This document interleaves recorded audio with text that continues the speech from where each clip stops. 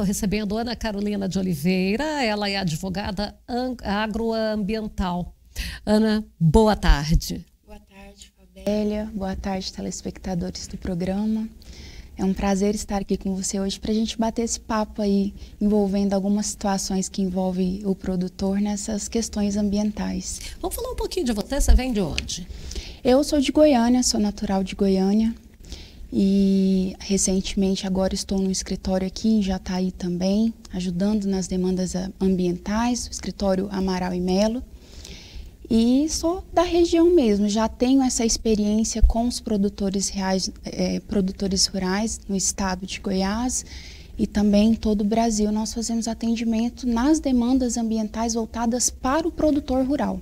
Escuta aqui, em que situação que o produtor pode ser autuado?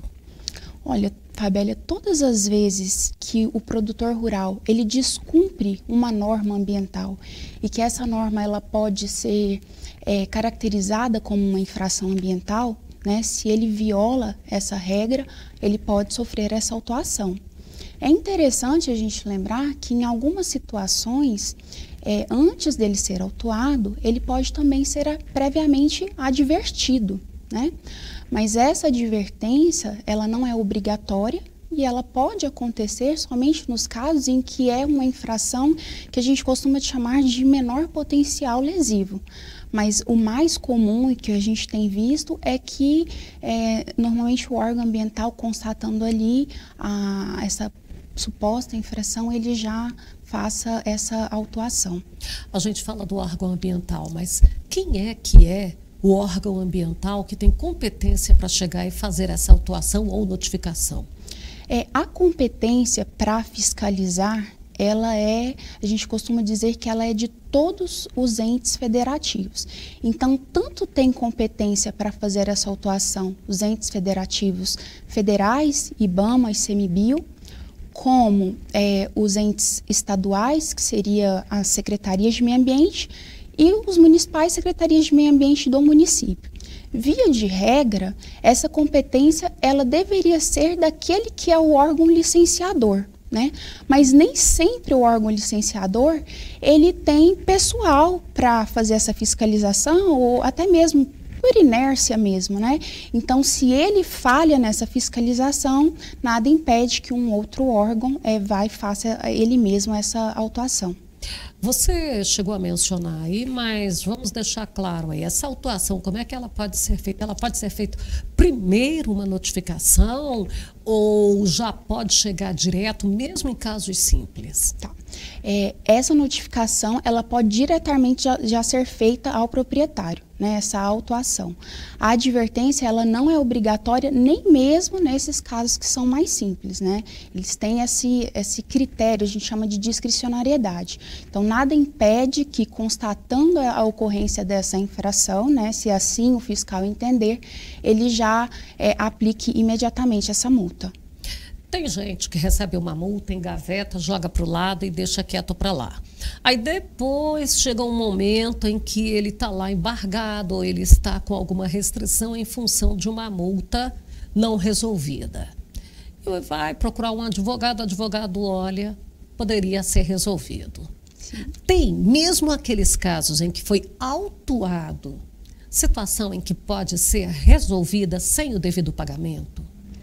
Fabélia, isso era muito comum de acontecer, né? Ainda acontece com bastante frequência. Essas situações em que o produtor recebia essa multa e deixava realmente correr, né? Achando que aquilo não poderia refletir em algum problema para ele, né? Alguns achavam que essa multa prescreveria e continuava tocando a sua atividade mesmo sem tentar uma solução mais imediata, né? Numa situação como essa, hoje é um pouco mais difícil, primeiro porque o holofote está todo nas questões ambientais, então a gente percebe uma movimentação muito grande dos órgãos ambientais tentando agilizar esses processos. Então, se antes a gente tinha situações de prescrição de multa que ainda acontecem, né? Hoje elas são em números mais reduzidos. Em algumas realidades, assim, tudo depende do estado e de como está funcionando esse órgão ambiental. Agora, quando ele não ofereceu nenhum tipo de defesa, né, e não teve ali a oportunidade, ou perdeu essa oportunidade de fazer algo enquanto podia, isso pode ir para uma execução fiscal, por exemplo, né? Então, não significa que é porque ele deixou as coisas correndo sem uma defesa, na verdade, isso pode prejudicá-lo. Então, o ideal mesmo é que, ao receber essa notificação, essa multa, ele imediatamente procure uma orientação de um profissional, e a gente aconselha sempre que seja um profissional especializado nessa área, para que possa dar soluções para eles adequadas ao caso, né? Ele pode anular esse auto de infração, ou mesmo diante de a demonstração de provas, a gente pode conseguir comprovar que não houve o cometimento dessa infração que foi imputada. Então, existem várias situações em que ele pode se socorrer e obter uma solução melhor para o caso. Ele pode ter essa propriedade embargada por causa de questões ambientais? Sim. Normalmente, quando o fiscal ele lavra o auto de infração, esse auto ele pode vir acompanhado de um embargo, né, de apreensões e outras medidas administrativas. E hoje o embargo, eu costumo dizer que ele é o maior problema do produtor, né, mais às vezes até do que a multa. O embargo é um grande problema, por quê? Porque imediatamente ele já não pode mais utilizar a sua área, né? Ele não pode produzir, a depender da situação. Se for um caso de embargo, por exemplo, por falta de licença de alguma atividade, por exemplo, atividade de cultura irrigada, que ele precisava de um registro, então ele não vai poder mais exercer essa atividade. Se for, por exemplo, um embargo sobre uma área que eventualmente tenha sido irregularmente desmatada, então ele não vai poder produzir mais naquela área. Então ele já tem ali um impedimento da sua própria produção, né, de produzir naquele local. E aí uma outra situação que tem acontecido, né, reflexo desse embargo, são as situações, por exemplo, em que o proprietário, em decorrência de embargo, está tendo dificuldade, inclusive, de obter financiamento rural para fomentar ali a sua produção. Então, hoje a gente vê que o banco, né, as instituições financeiras de um modo geral, obedecendo já normas do próprio Banco Central, têm analisado alguns requisitos que nós chamamos de socioambientais, né? E dentre eles se a área está embargada, se ela está inserida num polígono do PRODES, né? Em decorrência, por exemplo, de um desmatamento. Então, se eles constatam essa situação, eles não liberam o crédito rural para o produtor. Então, tem sido realmente um grande problema essa situação.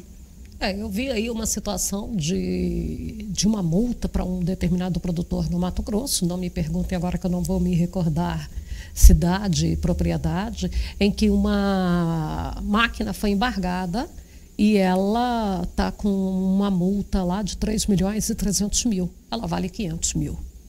Então, tipo, são aquelas situações que não tem sentido. Para a gente encerrar aqui, qual que é a orientação que você dá para o produtor? Fabélia, eu costumo dizer que a melhor solução é sempre agir de forma preventiva. Então, o produtor aí, atento a todas essas questões ambientais, o aconselhável é que ele busque soluções preventivas, né? Regularize a sua atividade, tenha ao seu lado um consultor ambiental, uma advogada ambiental para fazer esse acompanhamento. Agora, se acontecer de já ser autuado, né, muitas vezes a gente vê que o produtor, até mesmo por falta de conhecimento, afinal, as legislações ambientais elas são muito específicas, e se ele tiver cometido algum tipo de irregularidade, foi autuado, procure um profissional da sua confiança para que esse profissional faça esse acompanhamento da defesa e o auxilie a obter a solução mais viável. Hoje, eu costumo dizer que o profissional jurídico, né, que trabalha com direito ambiental e principalmente com o produtor rural, ele tem que ter uma visão mais do que jurídica, ele tem que ter uma visão comercial e aliar isso às necessidades do produtor.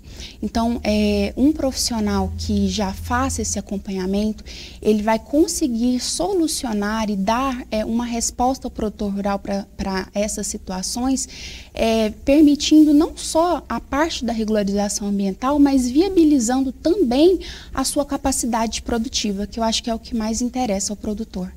Bom, quero agradecer a sua participação aqui com a gente. Eu que agradeço. Em outro momento oportuno a gente volta com o assunto, porque ele sempre tem novidades. Sempre. Obrigada, Ana. Obrigada eu. Nós ficamos por aqui. Mais notícias do agronegócio você acompanha amanhã, ao vivo, ao meio-dia. Um abraço, uma boa tarde para você.